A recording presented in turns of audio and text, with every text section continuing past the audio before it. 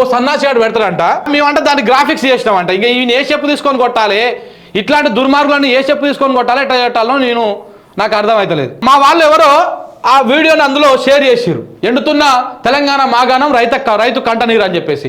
ఈ వీడియోలో గ్రాఫిక్స్ ఉందని చెప్తున్నారు. మన ప్రోమో కూడా ఇందులో గ్రాఫిక్స్ ఎట్లుంటుందా దుర్మార్గులారా? మీకు తెలివి ఉందా? ఈ వీడియోలో ఎట్లా మీకు గ్రాఫిక్స్ ఏడ కనపడతా ఉంది? ఆ మనుషులు గ్రాఫిక్సా, ఆ రైతులు గ్రాఫిక్సా, ఎవరు గ్రాఫిక్స్ అనేది మీరు ఆలోచన చేసుకోవాలి. ఎవరు గ్రాఫిక్స్? మరి గింత దిగజారిపోవాలన్నా మీరు? ఇందులో నిన్న మనం పెట్టిన ఆ వీడియో పెట్టాకనే కుట్రలు స్టార్ట్ అయినాయి ఛానల్ మీద. ఇక రిపోర్ట్లు డిలీట్ చేయించుడు, వీడియోలు చేయరు ఎంత చేస్తే అంత పైకి వస్తుంది. ఇక చూడండి 54,000 మంది చూసిరు. ఇందులో ఏడ గ్రాఫిక్స్ ఉందో మీరు చెప్పండి. పోనీ ఆ గ్రాఫిక్స్ ఎట్లా చేస్తారో కూడా చెప్పండి. ఇగో ఇందులో ఏడ గ్రాఫిక్స్ కనపడతా ఉంది మీకు?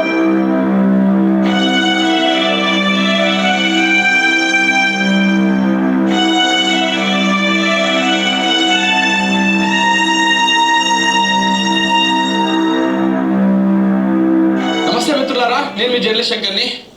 ఇవాళ మనము జనగామ జిల్లా జనగామ మండలం ఎర్రకుంట తండా ఊరికి వచ్చినాం. ఇక్కడ మనం నిలబడినటువంటి ఈ కాలువ బొమ్మకూరు రిజర్వాయర్ నుంచి వస్తున్నటువంటి కాలువ ఇది. ఇక్కడ నుంచి దాదాపు ఒక 5 కిలోమీటర్ల పైకి పోతే బొమ్మకూరు అనేటువంటి రిజర్వాయర్ ఉంటుంది. అక్కడ నుంచి ప్రతి సంవత్సరం జనవరిలో ఈ కాలువలో నీళ్లు వస్తాయి. ఇక చూడు, నేను ఊరు పేరు చెప్పినా, రిజర్వాయర్ ఎక్కడి నుంచి వస్తుందో చెప్పినా, ఆ రిజర్వాయర్ కాలువ చెప్పినా, మరి ఇందులో నీకు ఏది గ్రాఫిక్స్ కనపడతా ఉంది, ఎక్కడ గ్రాఫిక్స్ కనపడతా ఉంది? జర మీరు కాంగ్రెస్ పార్టీ సపోర్ట్ చేసుకోండి, ఎవడేం వద్దనట్లేదు. కానీ ప్రజల గోస చెప్తా ఉంటే, ప్రజలు రైతులు పడుతున్నటువంటి ఇబ్బందులు మేము మీ కళ్ళ ముందర చూపిస్తూ ఉంటే, దీన్ని గ్రాఫిక్స్ అని ప్రజలను కూడా తప్పుదో పట్టించేటువంటి ప్రయత్నం చేస్తూ ఉంటే, దీనికి మించినటువంటి దుర్మార్గం ఇంకొకటి ఉన్నదా? ఏది గ్రాఫిక్స్ ఇల్లా? ఈ ట్రాన్స్ఫార్మర్ గ్రాఫిక్సా, ఈ కాలువ గ్రాఫిక్సా, చెట్లు గ్రాఫిక్సా, ఏడ కనపడతా ఉంది గ్రాఫిక్స్ నీకు? చూడండి మిత్రులారా, ఈ వీడియో ఉంటుంది మన ఛానల్లో చూడండి. ఇగో ఇక్కడ ఎండిపోతున్నటువంటి ఈ పొలాలు గ్రాఫిక్సా, ఏడ గ్రాఫిక్స్ కనపడతా ఉంది మీకు? ఇక చూడండి, ఈ ఎండిపోయినటువంటి పొలాలు గ్రాఫిక్సా? ఏడ ఉన్నాయి గ్రాఫిక్స్లు? ఎక్కడ కనపడతా ఉన్నాయి మీకు గ్రాఫిక్స్? లేదనుకుంటే వస్తారా? ఇదే జనగామ జిల్లా, జనగామ నియోజకవర్గము, జనగామ మండలము, ఎర్రకుంట తండాకు ఇప్పుడు పోదాం వస్తారా? ఆ నుంచి ఆ కాలు వెంబడి చక్కగా ఆ రిజర్వాయర్ దాకా పోదాం వస్తారా? బొమ్మకూరు రిజర్వాయర్ దాకా పోదాం వస్తారా? ఆ రైతులతో మాట్లాడిస్తే వస్తారా? ఇది గ్రాఫిక్స్ అని చెప్పేసి తప్పుడు ప్రచారం చేసేటువంటి ప్రయత్నం. ఇట్లా ఉంటుంది ఆ గ్రాఫిక్స్ అంటే. ఇలా గ్రాఫిక్స్ ఏడ ఉంది? ఈ పొలాలను గ్రాఫిక్స్లో తీసుకొచ్చి పెడతావా? గ్రీన్ మ్యాట్లో చేశారని చెప్పలే. ఇంకా ఇట్లా మోప అయిపోయారు అనమాట. ఇక చూడండి, ఈ రైతులు, ఈ మనుషులందరూ మనుషులేనా, లేకపోతే వీళ్ళు కూడా గ్రాఫిక్స్ బొమ్మలా? వీళ్ళంతా ఈ కాలంగా ఓవుడు ఇవన్నీ కూడా గ్రాఫిక్సేనా? పాపం ఈయన బాధ చూడండి. బోరేసి కళ్ళకెళ్ళి నీళ్ళు వస్తున్నా, గొంతులోనేమో నీళ్ళు ఎండిపోతా ఉన్నాయి, గొంతులేమో తయారిపోతా ఉంది. ఆ రైతుకు కళ్ళకెళ్ళి నీళ్లు కమ్ముకుంటా ఉన్నాయి, ఏడుపు వస్తూ ఉంది. 2 బోర్లు వేసిండంట, 5 రూపాయల మిత్తికి తెచ్చి 1,00,000 రూపాయలు ఓ దాంట్లో పోసిండు, 1,00,000 రూపాయలు ఓ దాంట్లో పోసిండు. 2 లక్షలు పెట్టి బోర్లు వేస్తే సుక్క నీళ్ళల్లో 500 ఫీట్లు వేస్తే ఒక్కొక్క బోరు చూపించండి ఆయన. ఇగో కావాలంటే చూడండి మీరు, ఇగో ఒక్క సుక్క నీళ్ళల్లే వారం 10 రోజుల క్రితం వేసిండు. మరి ఇదంతా ఏడగాని పడతా ఉంది మీ గ్రాఫిక్స్.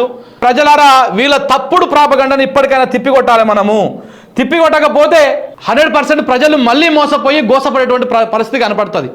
ఇప్పటికీ ఊర్లలోకి పోతే కరెంట్ చక్కగా ఉండక మిషన్ భగీరథ నీళ్లు కూడా వస్తలేవు. మిషన్ భగీరథ నీళ్ళు వస్తే ఎక్కడ ఇది గత పాలకుల కౌంటర్లో పడుతుందని చెప్పేసి అవి కూడా బంద్ పెట్టేటువంటి కుట్రలు చేస్తూ ఉన్నారు. ఇలాంటి ప్రయత్నము చేసుకుంటా ఇది మనం చేస్తే ఇది కుట్ర, ఇది ఏదో తప్పుడు బట్టగాల్చి మీదేసేటువంటి ప్రయత్నం ఈ విధంగా చేస్తూ ఉన్నారు. ఇక ఎన్ని చేస్తారో ఎన్ని చేసుకుంటారో చేసుకోండి. ఇక కింద ఒక మిత్రుడు పెడతా ఉన్నాడు కామెంట్, ఈయన ఎవరో రమేష్ బండి అంట, నీవు చెప్పే ప్రతిదీ బీఆర్ఎస్ కోసమే వార్త చెప్పినట్టు ఉంది, దీన్ని జర్నలిజం అంటారా అని చెప్పేసి అంటా ఉన్నారు. మరి ఏం చెప్పాలి? వీళ్ళు మాట్లాడేదాన్ని మాట్లాడలేదని చెప్పాలనా?